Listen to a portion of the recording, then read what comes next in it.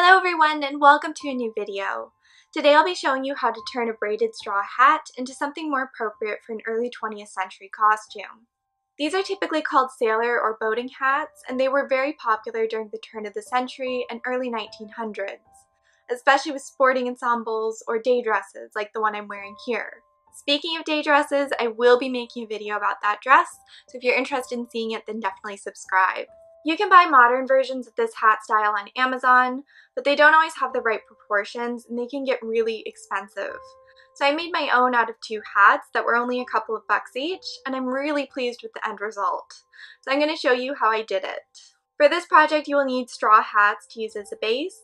Specifically, you want braided straw hats made out of strips of straw, not the ones woven out of a single piece. I will link the ones I bought down below, as well as an example of woven straw hats in case you're confused. And here's an example of the braided straw strips used to form these hats. You will also want a stiff base material with some flexibility, like buckram or felt weight interfacing. In a pinch, you could probably even use cardboard. You'll also want a ruler, scissors, a marker, paper, a hot glue gun, thread, and a sewing needle. You may also want a seam ripper, binder clips, and a soft ruler. You can get away without them, but it'll definitely make this project easier. If you want to decorate the hat, then you might also want ribbon, fabric, and fake flowers. Now onto the construction, or in this case, deconstruction. My base hat is 14 inches wide, which I really liked, so I left the brim alone. However, the top of this hat has to go since it's the wrong shape. So I'm using a seam ripper to remove the stitching, securing the straw strips together. If you don't have a seam ripper, then you can totally use scissors for this process. Once the crown is separated, continue removing straw from the center of the brim until you have an opening large enough to fit over your head with an inch or so of space to spare. Then go ahead and cut the remaining piece of straw, holding the crown and the brim together. Set the brim aside and focus on the straw forming the crown. You want to remove all the stitching in this until you have one very long strip of straw. If this doesn't provide you with enough straw to cover the new crown we make later on, then you may need to disassemble another hat. That's what happened to me, and I ended up removing a few inches of straw from the brim of another identical hat. Also leave the very top coiled portion together. We can totally reuse that later. Now measure the opening left in the brim. You can use a ruler, but a soft measuring tape like this one will work a lot better.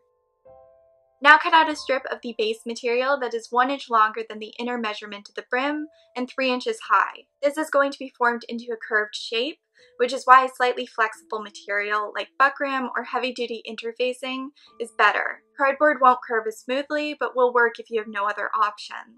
Also, feel free to adjust the height of the crown. I just liked the way that 3 inches looked for this piece. Once the strip of base material is cut out, overlap the ends by 1/2 inch so it forms a circle. Then make sure it's approximately the same size as the opening in the brim. Now start gluing the straw onto the edge of the buckram. You want to work in small sections, no more than 3 inches at a time, and use binder clips to hold the straw flush against the buckram so you don't have to burn your fingers. Though this will be less of an issue if you use interfacing or cardboard, since the glue won't seep through the holes in the material like the way it does with buckram. I had better luck with applying glue to the straw, then pressing it into the base. Putting glue directly on the base was really messy, but you can totally play around and find what works best for you. Once you've done a full row of straw, overlap the beginning of the next row with the old one, so there isn't any visible base layer showing. Then keep on gluing. The inner bands of straw are harder since you can no longer use the binder clips. I ended up using less glue so I could use my fingers to press the straw into the buckram without the glue seeping through and burning me.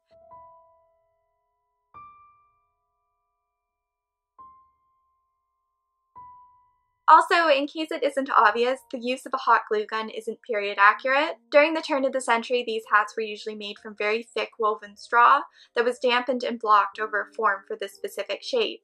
Once dried, the hat could be trimmed and the straw would hold its shape. If they were made from strips of straw, like this one, the straw would have been finer and carefully stitched down to either a base or each other, overlapping in a way where the straw supported itself like this hat originally did. If you want to be more historically correct, you could stitch the straw together by hand and make this without glue. And you can also look for new old stock straw, which is usually listed on Etsy or eBay.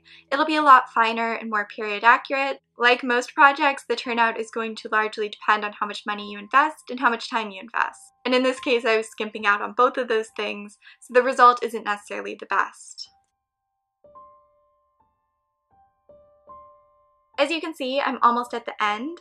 Once I reached the final row of straw, I stopped and trimmed away the excess, only leaving enough loose straw to make one more lap around the hat. Now I'm adding a generous amount of glue on top of the opening in the brim, and pressing the crown I've created into it to secure them together. Last time I made one of these hats, which I actually have another video on, which will be linked down below, I had problems with this step. So I thought it would be easier to glue the crown on top of the brim rather than make the crown fit inside of the brim. When you're sewing, that gives a way cleaner finish, but with glue, I think this is the way to do it. I added a little glue on top as well, just to really fuse them together. Then I glued the final bit of straw on, so it covers the remaining buckram and all of the glue. Trim away the excess and you're almost done!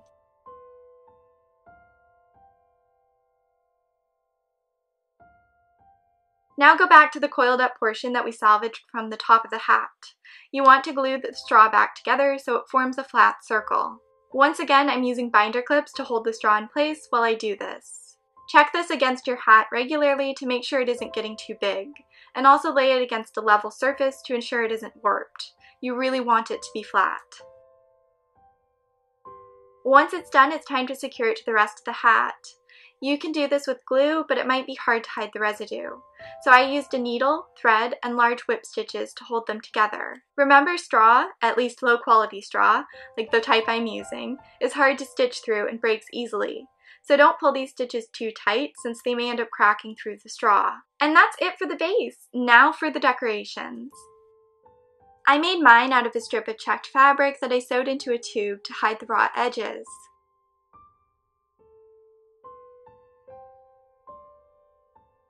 After turning it the right way out, I tied it around my hat and clipped the ends with pinking shears. I covered the knot with some fake flowers that were secured with hot glue. I'm actually quite proud of how much I held myself back here. I didn't add any feathers or bows, which is quite the rarity for me. And in the very end, I added some fray check to the ends of the fabric since I was worried they would fray. That's it for this hat. I think considering it only took me an hour to make, it looks pretty good. It matches the costume really well, and the raw materials were a lot cheaper than the hats I saw on Amazon. Not the most accurate approach, as I said, but sometimes it's good to take advantage of materials modern times have provided. Thank you so much for watching. I hope you enjoyed. If you did, you should check out my other hat tutorial I made a while back, and definitely stick around because, as I said, a video on the dress I paired this hat with is coming at some point, hopefully soonish, so I know better than to make promises at this point. Thanks again for watching, and I shall talk to all of you very soon.